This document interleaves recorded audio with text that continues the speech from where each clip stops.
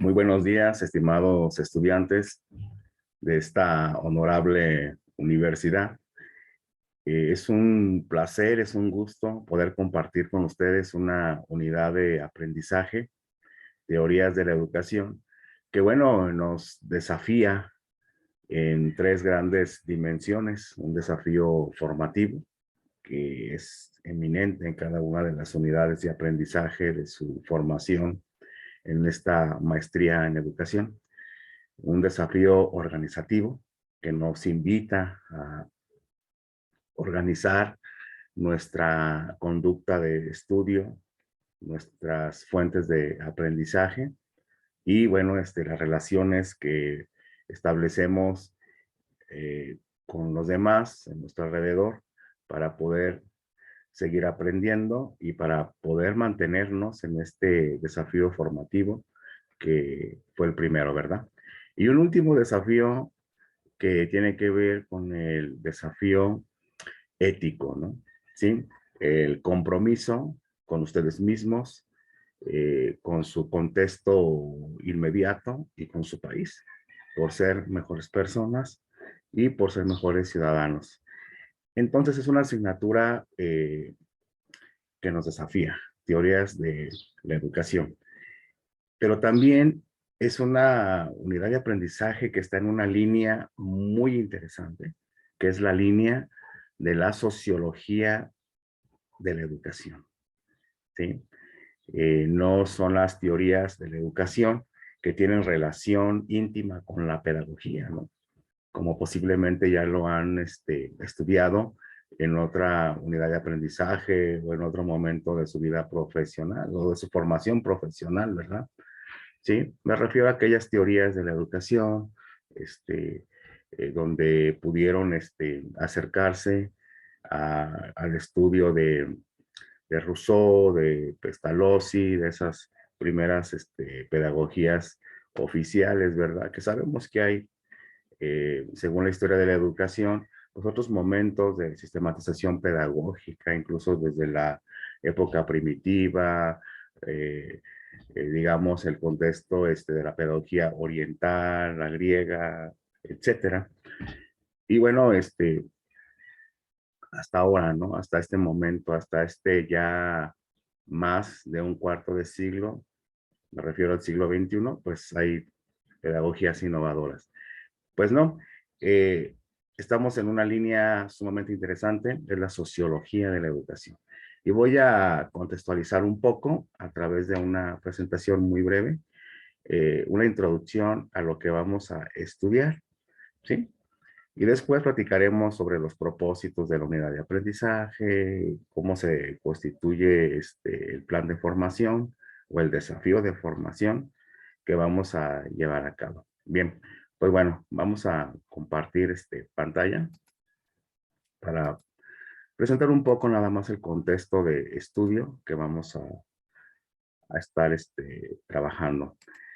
Bien, pues bueno, nuestra perspectiva de estudio es a través, como les decía, de una ciencia social que es la sociología, ¿sí? Esta sociología que tiene digamos, una línea, que es la sociología de la educación, que es la que va a sustentar parte de los debates, parte de los diálogos formativos que vamos a tener. Y que, bueno, se constituye principalmente a través de tres grandes perspectivas de estudio.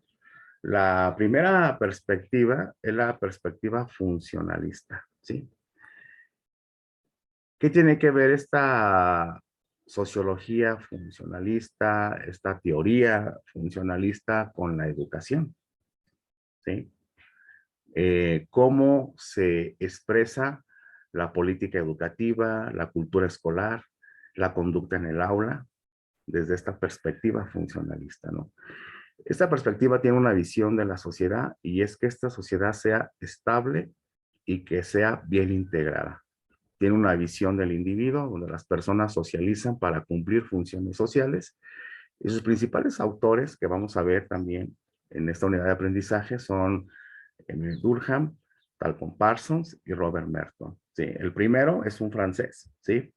Que digamos tiene su esplendor a inicios del siglo XX, y Parsons y Merton aparecen un poquito ya a mitad del siglo XX, ¿sí? Parsons es primero y Merton es posterior. Digamos que el primero pudiera ser uno de los generadores de la teoría funcionalista, me refiero a Durkheim, y tal con Parsons y Robert Merton ya son estructurales funcionalistas. Vamos a ver esas diferencias en la unidad de aprendizaje más claramente, ¿no?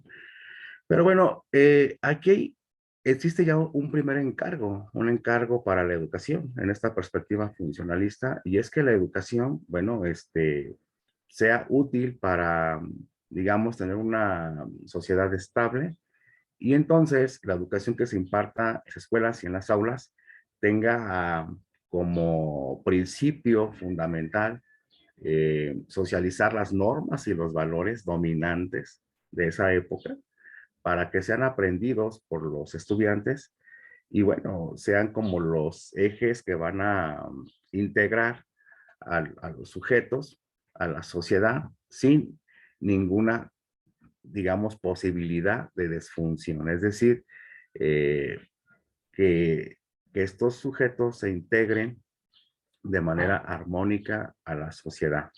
Anteriormente a este concepto de desfunción, ¿sí? Que sería lo contrario a función, en Emilio Durkheim hay una categoría que él le llama anomia, estado de anomia, que se refiere a aquellas conductas que no son, digamos, adecuadas para, digamos, para la sociedad de esa época, y que son conductas que rompen con la armonía, que rompen con la integración, ¿sí? Pero bueno, aquí pudiera haber algunas críticas, ¿no? Porque bueno, la persona que a lo mejor sea creativa, despliegue su imaginación social, esté en descontento incluso con los valores y con esas normas, pues pueda ser tachada de una conducta disfuncional o de una conducta anómica, y pueda ser criticada y pueda ser excluida incluso, ¿no?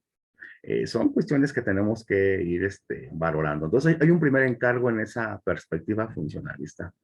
Hay otra perspectiva que es la perspectiva del conflicto, ¿sí? Y que esta se caracteriza por la tensión y la lucha entre grupos, ¿sí? El principal representante, y ahí me voy a detener con él nada más, es Marx, Karl Marx. Marx es un hombre de ciencia. Se ha criticado también mucho su teoría, incluso se ha tratado de reducir a una, digamos, a una ciencia del proletariado, ¿sí? Para la emancipación, ¿no? De la dominación burguesa. Yo creo que no, yo creo que es una ciencia como tal, es una teoría social, ¿sí? Que tiene rasgos, muy poderosos para constituir escenarios de emancipación del individuo de sistemas de opresión. Es algo muy interesante, ¿no? Y que tiene una vigencia enorme en este momento. Ha sido incluso renovado este discurso por diferentes escuelas, entre ellas la Escuela de Frankfurt, a principios del siglo XX también. En el primer cuarto del siglo XX tuvo esta escuela como sus principios. Y por ahí en los años 30, años 40, fue muy fuerte la influencia de la Escuela de Frankfurt, con un planteamiento neomarxista, ¿no? Generadores de la teoría crítica. Por ahí vivieron un contexto muy terrible digamos, por el asunto del nazismo. Tuvieron que salir de Alemania, la mayoría de ellos judíos, tuvieron que salir de Alemania a diferentes países del mundo. Pero bueno, es una de las escuelas que, digamos, le ha dado vigencia a estas posiciones marxistas y otras escuelas más, ¿no?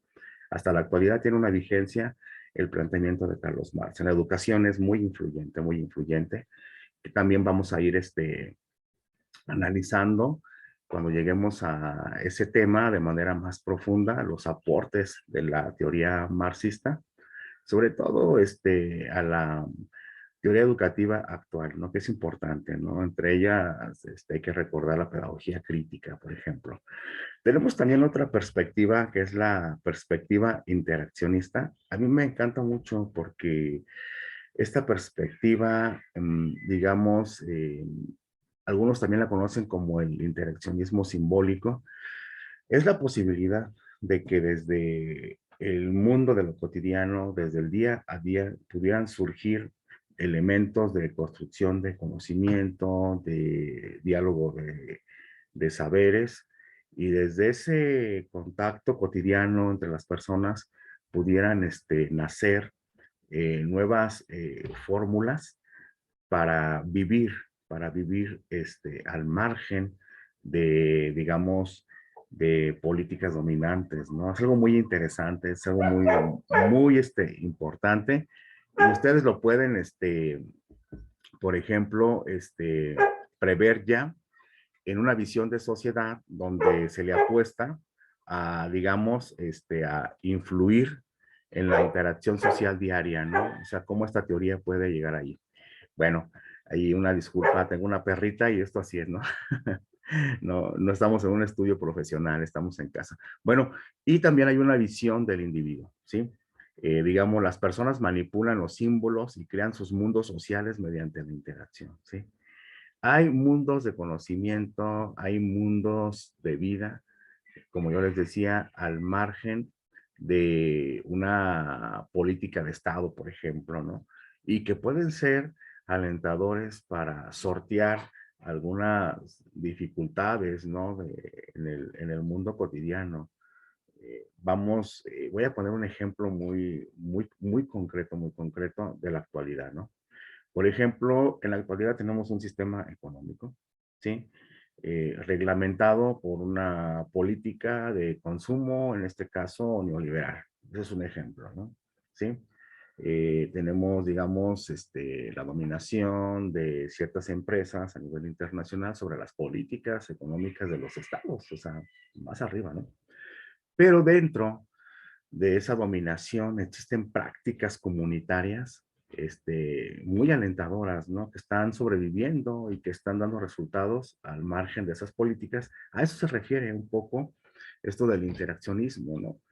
Que también me parece muy injusto que se ha venido sepultando, ¿no? Porque se le ha dado privilegio a otras posiciones teóricas también muy interesantes, ¿no? Como las digamos, esto de las epistemologías del sur, ¿no? Que reconocen lo que las personas hacen al margen de las políticas del Estado, pero bueno, que tienen su base en esto, en esta posición sociológica del interaccionismo. Es decir, en las escuelas y en la educación hay posibilidades muy interesantes de recuperar y que pueden reforzar políticas educativas. Por ahí vamos en este asunto, ¿no? Y bueno, en este sentido, esas perspectivas dan nacimiento a algunas teorías sociológicas de la educación, ¿no? Por ejemplo, la primera teoría sociológica de la educación que vamos a estar advirtiendo, debatiendo en los primeros temas, pues es la teoría funcionalista, ¿sí? Que como yo les comentaba, es una teoría, digamos, de la estratificación, ¿sí? Y que de alguna manera se trata de legitimar como una teoría necesaria para que la sociedad funcione, ¿no? Y un aspecto muy importante en esta perspectiva es la socialización, ¿sí? Y no solamente la socialización que se lleva a cabo en la familia o fuera de ella, sino la socialización de las normas y de los valores dominantes, ¿no? Y un representante en esta primera etapa, pues, sería entonces Emilio Durkheim, ¿no?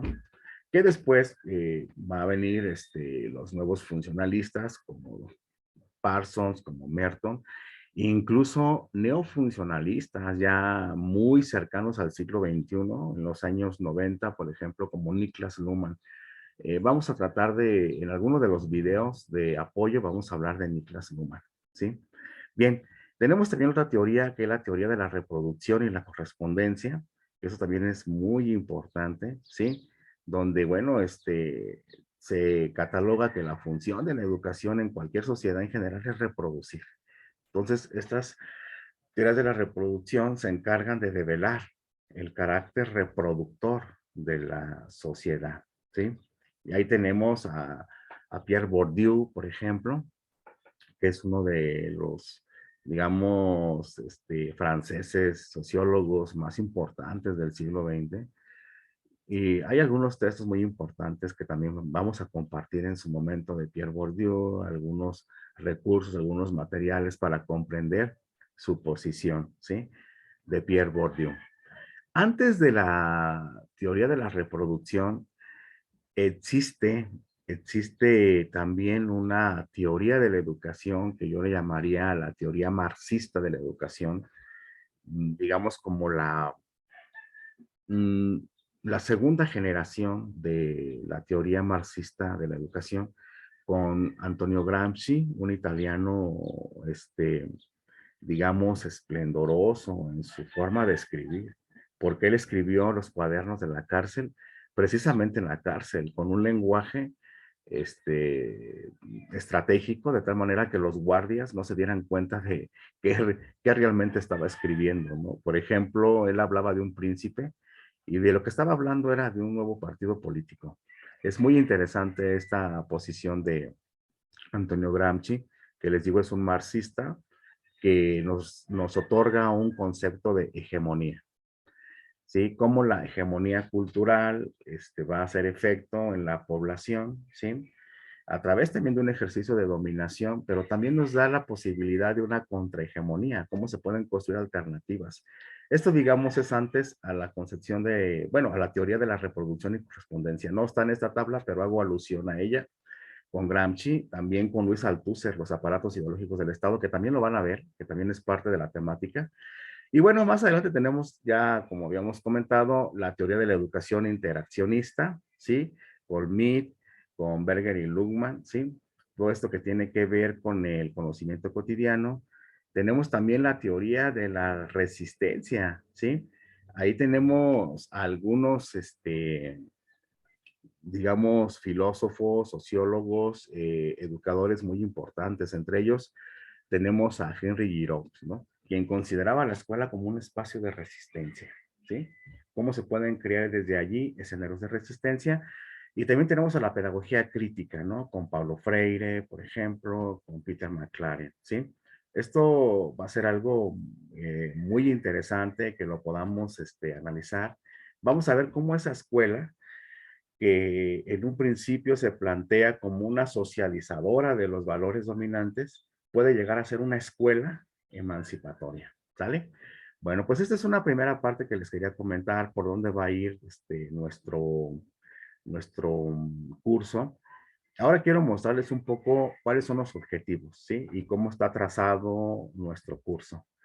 Espero que todo vaya siendo comprensible. Vamos a construir una estrategia para dialogar de alguna otra forma para aclararnos algunas cosas, sea en un grupo de WhatsApp o sea en plataforma. Vamos a ver cómo esto va girando, ¿sí? Voy a dejar de compartir para otorgarles aquí. Déjenme ver.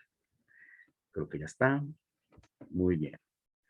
Denme un espacio. Voy a hacer aquí una llamada.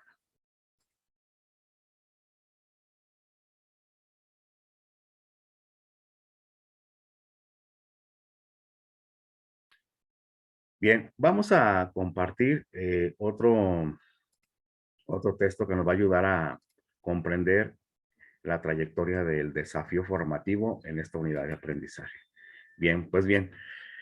Este es el diseño instruccional que ustedes van a tener en plataforma. Bueno, no lo van a tener de esta manera, tal vez lo van a tener mucho mejor. Pero bueno, esta es una primera aproximación. Aquí lo tengo en el Word. Nuestra asignatura es teorías de la educación, ¿sí? Yo ya les comentaba que es en la línea de la sociología de la educación, no es en la línea de la pedagogía, ¿verdad? No estamos hablando aquí de la escuela tradicional, la escuela nueva, la escuela activa, la escuela socialista, la escuela antiautoritaria, no estamos hablando de esos enfoques de la educación, sino de la sociología, ¿sí? Y bueno, tenemos un primer objetivo, objetivo, digamos, que cumplir. Y dice, al término del módulo, el participante analizará las dimensiones que implica el proceso educativo a partir de la revisión de las diferentes teorías que dan cuenta de la educación, con la finalidad de interpretar los fenómenos educativos desde estos referentes teóricos. Es decir, vamos a tener la oportunidad, ¿sí?, de reflexionar, de analizar desde la sociología de la educación el hecho educativo, ¿sí? Cómo se comporta la política educativa, la cultura escolar, el aula, cómo son los sistemas de enseñanza, de aprendizaje, cómo son los roles docentes, cuál es o a qué obedece la educación en términos sociales, a qué proyecto político obedece, ¿sí? Esto va a ser muy interesante y cubre los siguientes objetivos específicos, ¿sí? En primer lugar, identificar los rasgos sociales de la educación y su carácter como proyecto de sociedad.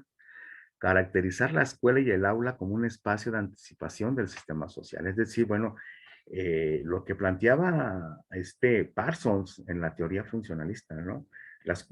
El aula como un sistema social. Esto es algo muy interesante, ¿no? O sea, cómo el aula puede ser ese laboratorio de, digamos, de interiorización de las normas y los valores para que posteriormente en la sociedad el sujeto tenga una adaptación sin ningún problema.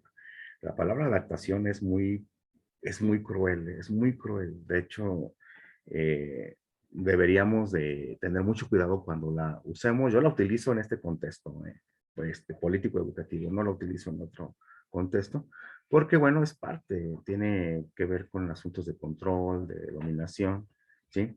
Y bueno, el tercer objetivo es ubicar el contexto teórico, por eso es importante lo que le estoy diciendo, de la educación, su carácter emancipatorio y su relación con la ideología del Estado. Y aquí nos referimos a las pedagogías marxistas, ¿sí? A las pedagogías marxistas como estas coadyuvan a tener una posición crítica y bueno, tampoco hay que, bueno, no hay que ser tan inocentes tampoco o tan reaccionarios a la vez de decir que si no te inscribes a la pedagogía marxista no eres un educador revolucionario. No, no, no. Lo hablo en términos de comprensión teórica y con mucho respeto. Tenemos un cuarto objetivo específico que es dimensionar el espacio escolar y áulico como un territorio para la reproducción, la resistencia y la liberación. Aquí es donde cruzan esas tres grandes posiciones teóricas que dan a luz a la teoría educativa de la reproducción, a la teoría educativa de la resistencia y a la teoría educativa de la liberación. Es muy bonito, ¿no? Donde cruzan, por ejemplo, la teoría de la reproducción de Pierre Bourdieu, la teoría de la resistencia con Henri Giraud, ¿sí? Y la teoría de la liberación con Paulo Freire, por ejemplo, ¿no? Es decir, de comprender el carácter reproductor, pasar a la resistencia, que la resistencia no solamente es resistir, sino es construir, ¿sí? Solamente se resiste construyendo, ¿sí? A la liberación. Algo muy interesante, ¿no? Aquí voy a tratar de hacer algunos videos para hablar un poco de la pedagogía de la liberación desde una concepción muy interesante. Me gustaría hablarlo desde Franz Fanon, ¿sí? Franz Fanon, que fue, digamos, uno de los filósofos, digamos, que empezaron a hablar de una liberación ya, no solamente de la raza negra, sino del ser humano, ¿no? De los contextos de dominación. Es muy interesante esta posición de Fanon. Bueno, y vamos también, por último, a trabajar este asunto del lenguaje, el lenguaje de la sociología de la educación y su influencia en la política educativa y la cultura escolar. Vamos a tratar de hablar también del presente, ¿por qué no decirlo? ¿No? Tenemos una nueva escuela mexicana, una escuela mexicana que se presenta en este 2022 con una posición interesante, muy emancipatoria, de hecho, pero algo contradictoria en otros términos. Pero bueno, no vamos a politizar eso. Vamos a tener mucho cuidado de tomarlo en cuenta, recordar que es una maestría, es una formación, es un desafío formativo de carácter científico el que ustedes están teniendo. ¿Sí? Hay que tener mucho cuidado Aquí se juega sobre todo la formación en la comunicación pues académica. Estos son los objetivos específicos. Vamos a trabajar una metodología. Principalmente, pues esta metodología se va a trabajar en plataforma, plataforma módulo, con un diseño instruccional a través del enfoque de del diseño instruccional Jonassen, ¿sí? Que es un modelo constructivista y en consecuencia, pues los estudiantes se van a comprometer a la elaboración de su propio conocimiento. En consecuencia también a esto, bueno, pues el rol del alumno será un rol activo, constructor, y bueno, apostándole a la transformación, sobre todo en su preparación profesional. En ese sentido, pues el docente será un mediador y potenciador de estos desarrollos, ¿sí? El punto de partida de los temas va a consistir en formular y responder preguntas, así como también pues, resolver algunos conflictos cognitivos. El aprendizaje, además, también estará basado en algunos ejemplos e investigaciones profundas. Aquí quiero asumir mi responsabilidad. Voy a tratar de realizar algunos videos muy pequeños, muy breves en cada uno de los temas para poder asegurar esta metodología. ¿Sale? La evaluación. La evaluación, ustedes van a encontrar en plataforma los postulados de la evaluación. Yo aquí voy a nada más a comentar algunos, ¿sí? Pero sí estamos eh, convocando a que participen en cada una de las actividades individuales, ¿sí? Que atiendan a las sesiones sincrónicas y asincrónicas, que se participe en los foros, que se colabore en actividades grupales. Si vamos a hacer algún wiki, alguna actividad grupal, bueno, que sea retomada con seriedad. Vamos también a evaluar, pues, la incorporación de los conocimientos a esta comunidad de aprendizaje. Y bueno, vamos también a estar apoyando como tutores, pues en el desarrollo de la actividad cuando se requiera, ¿sí? Y bueno, pues los productos a evaluar pues serán entregados en tiempo y forma y bueno, también respetando las características, ¿no? Que se soliciten. Esta sería un poco la evaluación, que ustedes ya la van a encontrar ya más sistematizada en la plataforma, con más tranquilidad, lo van a leer. ¿Qué tenemos? Vamos a hacer un video de bienvenida. En este caso, este es el video de bienvenida. Van a encontrar el link, ¿sí? De cada uno de los videos. Y vamos a organizar por semanas. La semana 1 trabajaríamos el primer tema, que es teorías funcionalistas de la educación. En esa semana 1, ustedes van a encontrar en primer lugar una red de subtemas, ¿sí? Los subtemas que se van a estar tratando y van a encontrar también los criterios de evaluación para el primer tema, es decir, para la primera semana van a encontrar las actividades o los desafíos que se requieren para esa primera semana y la puntuación. También van a encontrar en su diseño instruccional la explicación de cada uno de los subtemas. En este caso viene el primer subtema, viene algo muy breve, viene la actividad que se sugiere, viene el recurso que en el cual se van a apoyar, ¿sí? Si es un video, si es un texto, si es algún recurso que favorezca la comprensión del tema. Y viene ya la explicación puntual del desafío, ¿sí? En este caso es un foro. Igual viene el subtema 1.2 y vamos a poner en cada subtema un video, ¿sí? Un video del asesor, donde, bueno, les muestre a ustedes el camino que se sugiere, ¿sí? Entonces recuerden, esto es muy importante, muy importante. Al inicio de cada subtema se va a colocar el enlace, ¿sí? De un video, ¿sí? Que es video de la clase con el asesor en cada subtema. Aparte de este video general, para que esto vaya fluyendo sin ningún problema. Y viene su desafío, ¿sale? Con su recurso y lo que se solicita. En este caso, por ejemplo, si se solicita que se realice una actividad en una aplicación, se va a poner el enlace del tutorial de esa aplicación si es que se desconoce por el estudiante, ¿no? Si se conoce, que bueno, si se desconoce, van a encontrar el enlace para, eh, digamos, descargar el tutorial y avanzar en su tarea en esa aplicación.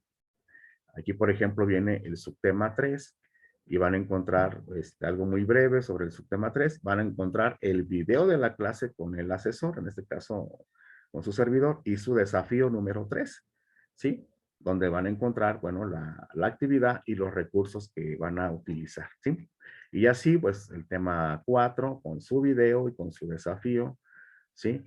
Y al final, van a encontrar ustedes los recursos adicionales por subtema. Es decir, para cada subtema va a haber recursos adicionales, videos, libros, textos, ¿sí?